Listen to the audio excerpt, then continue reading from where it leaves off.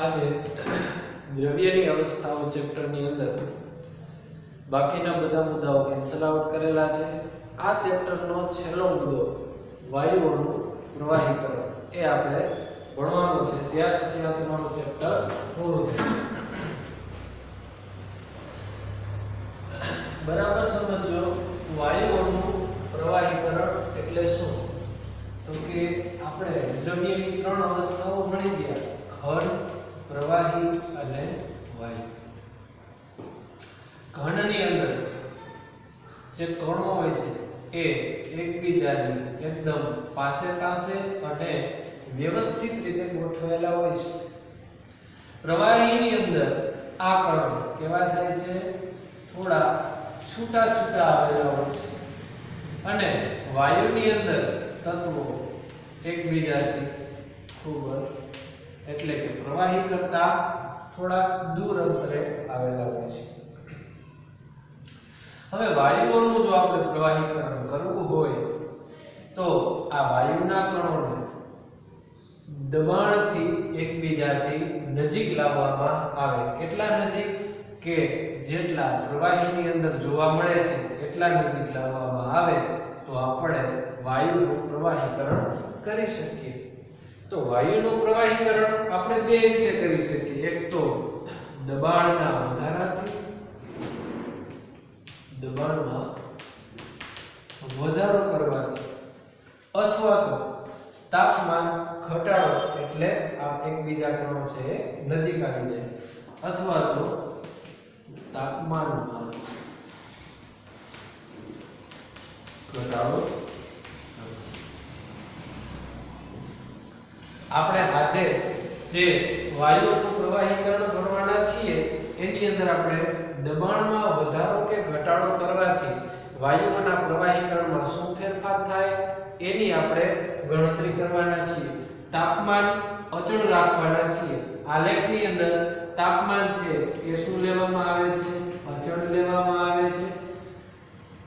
એટલા માટે આની અંદર જે આપણને વક્ર મળે છે, આલેખની અંદર જે વક્ર લીટી મળે છે એને કહેવામાં આવે છે સમતાપી વક્ર, અથવા તો આ આલેખને શું કહેવામાં આવે? સમતાપ આલેખ.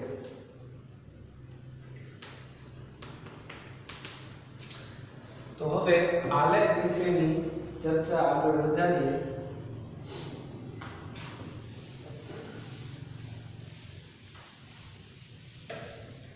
આપણે તાપમાન અચળ રાખવાનું છે એટલે આલેખ આપણે દોરશું દબાણ વર્સિસ કદ. નીચે કદ લેશું. કદને આપણે v કહીએ છીએ, દબાણને આપણે p વડે દર્શાવીએ છીએ. સિમ્પલ રીતે આ આલેખ યાદ રાખવા માટે તો આ આલેખ એ કંઈક અમરનાથની શિવલિંગ જેવો બને છે. કેના જેવો? અમરનાથની શિવલિંગ જેવો આકાર મળે છે.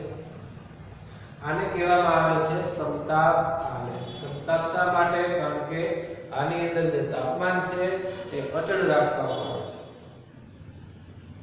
તો જ્યારે કોઈ પણ વાયુ v1 જેટલું કદ ધરાવતો હશે, એટલે કે ધારો કે કોઈ પણ વાયુ છે એનું કોઈ પણ અહીંયા કદ છે v x y z કોઈ પણ લઈ શકાય. એની પરિસ્થિતિ આ છે. કોઈ પણ તાપમાન લેવામાં આવે છે. પહેલા તો આપણે અહીંના પોઈન્ટની વાત કરી લઈએ કે ધારો કે કોઈ વાયુ હોય એનું કદ ધારો કે અહીંયા આપણે v1 લઈ લઈએ.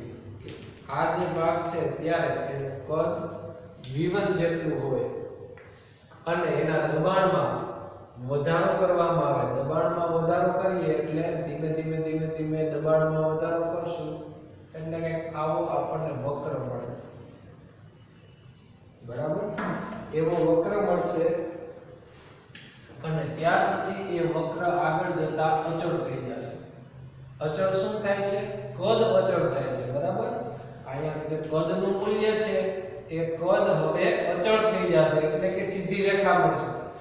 જો આમ આપણને સીધો આલેખ જોવા મળે તો દબાણ અચળ છે એમ કહી શકાય, પણ દબાણમાં વધારો થાય છે. પહેલા દબાણ કેટલું હતું જુઓ, ધારો કે P1 જેટલું દબાણ હતું, જ્યારે દબાણમાં વધારો કરતા કરતા જે અહીંયા જે દબાણ મળે છે એને આપણે કહી દઈએ PC.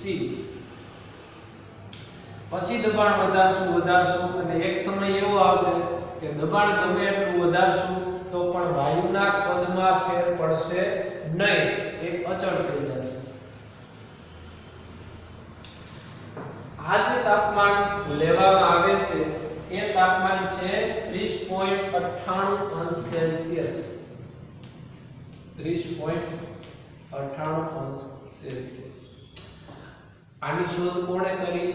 એન્ડ્રુસ નામના વૈજ્ઞાનિકે.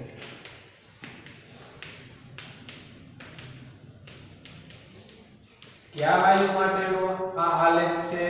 તો કે કાર્બન ડાયોક્સાઇડ વાયુ માટેનો સમતાપ આલેખ. કોના વિશે વાત કરવામાં આવી છે? વાયુના પ્રવાહીકરણ વિશે આની અંદર વાત કરવામાં આવી છે. વાયુનું શરૂઆતનું કદ, એનું આપણે પ્રવાહીકરણ કરવું હોય તો ધીમે ધીમે જેમ દબાણ વધારતા જઈએ, એક પોઈન્ટ એવો આવે કે જ્યારે એનું પ્રવાહીકરણ થઈ જાય એને કહેવામાં આવે PC. બરાબર? Critical pressure. ક્રિટિકલ એટલે કે એનું મહત્તમ દબાણ એટલું કરવામાં આવે ત્યારે એનું પ્રવાહીકરણ થઈ શકે. એટલે કે આ એક જ પોઈન્ટ એવો છે જ્યાં આપણને કાર્બન ડાયોક્સાઇડ વાયુ પ્રવાહી સ્વરૂપે જોવા મળે છે. ત્યાર પછી એનું દબાણ વધારતા પ્રવાહી સ્વરૂપે જોવા મળશે નહીં. એટલે કે આ પોઈન્ટ હોય ત્યારે જે પ્રેશર હોય, ત્યારે જે કદ હોય એને VC કહેવામાં આવે છે. ત્યારે આપણને જે કદ મળે એને VC કહેવામાં આવે. ક્રિટિકલ વોલ્યુમ, ક્રિટિકલ પ્રેશર, કે આ બિંદુએ આપણને કાર્બન ડાયોક્સાઇડ પ્રવાહી સ્વરૂપે જોવા મળે. એવી રીતે આપણે બીજો વક્ર લઈએ, 30.98 સેલ્સિયસ કરતા આપણે ઓછું તાપમાન લઈએ. તમને બુકમાં આપેલું હશે 30.98 કરતા ઓછા ટેમ્પરેચર વાળા વક્ર પણ લઈ શકાય. ધારો કે એનાથી ઓછું ટેમ્પરેચર લીધું, 27, 25, ચાલો 25 અંશ સેલ્સિયસ રાખીએ, તો ધારો કે એનું કદ એટલું હોય. શા માટે અહીંથી કદ નીચું લીધું? કારણ કે જેમ તાપમાનમાં ઘટાડો કરીએ એમ કદ પણ ઘટે. આપણે ચાર્લ્સના નિયમમાં જોઈ ગયા V proportional to T. તાપમાન ઘટાડતા કદ ઘટે, તાપમાન વધારતા કદ વધે. એટલે આપણે આ બિંદુ છે નીચે લીધું. શા માટે? કારણ કે 25 અંશ સેલ્સિયસ 30 અંશ સેલ્સિયસ કરતા ઓછું છે, તાપમાન ઘટાડો એટલે કદ ઘટે. વાયુનું કદ ધારો કે એટલું છે, ત્યાર પછી એની અંદર જો દબાણમાં વધારો કરવામાં આવે, એક સમય એવો આવશે કે પ્રવાહીકરણની શરૂઆત થઈ જશે. ધીમે ધીમે અહીંથી એટલા સુધીનો ભાગ, ધારો કે આ બિંદુને હું A નામ આપી દઉં, ત્યાર પછી બિંદુ B એ જ્યારે પ્રેશર પૂગશે ત્યારે CO2 વાયુનું પ્રવાહીકરણ શરૂ થઈ જશે. ક્યાં સુધી રહેશે? તો કે C સુધી. અને પછી જો દબાણમાં વધારો કરવામાં આવશે તો દબાણ કદ છે અચળ થઈ જશે. એટલે આપણને આવો કંઈક વક્ર મળશે. આ આખા પ્રક્રિયા દરમિયાન દબાણ વધારવામાં આવે છે ત્યારે આ આખી પ્રક્રિયા દરમિયાન તાપમાન એટલું ને એટલું રાખવામાં આવે છે. એટલે કે 25 અંશ સેલ્સિયસ સુધી જ રાખવામાં આવે છે.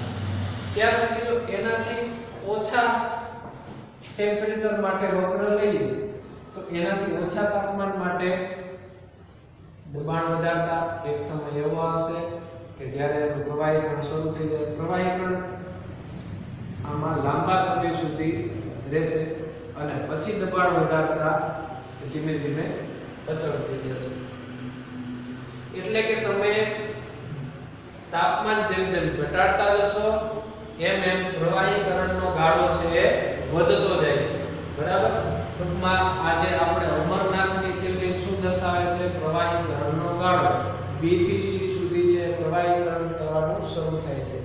એટલે આપણે જોઈએ છીએ શિયાળાની ઋતુમાં તાપમાન કેવું હોય છે? ઓછું હોય છે. ઓછા તાપમાનની અંદર તમે કોઈ પણ કાચની સપાટી હોય એમાં તમે જોરથી ફૂંક મારો તો તમારા ઉચ્છ્વાસમાં જે કાર્બન ડાયોક્સાઇડ વાયુ છે એનું પ્રવાહીકરણ તમને જોવા મળશે. કાચની સપાટીમાં શિયાળાની ઋતુ હોય ત્યારે તમે જોશો કે એમાં કાચની અંદર તમને પ્રવાહીકરણ, કારણ કે તમે દબાણથી એ ઉચ્છ્વાસ બહાર ફેંકો છો અને તાપમાન પણ નીચું છે એટલે કાર્બન ડાયોક્સાઇડનું પ્રવાહીકરણ શક્ય છે.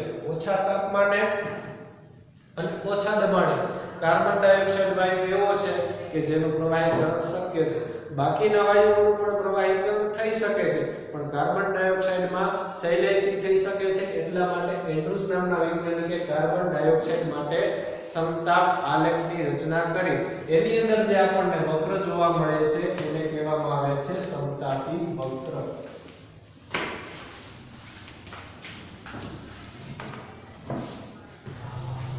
હવે ઇન કેસ તમે 30.98 અંશ સેલ્સિયસ કરતા પણ જો તાપમાનમાં વધારો કરવામાં આવે તો એનું કદ અહીંયા ક્યાંક આવશે અને એમાં દબાણમાં વધારો કરશો તો કાર્બન ડાયોક્સાઇડનું વાયુમાંથી પ્રવાહીકરણ નહીં થાય પણ માત્ર એનું સંકોચન થશે, પ્રવાહીકરણ નહીં થાય.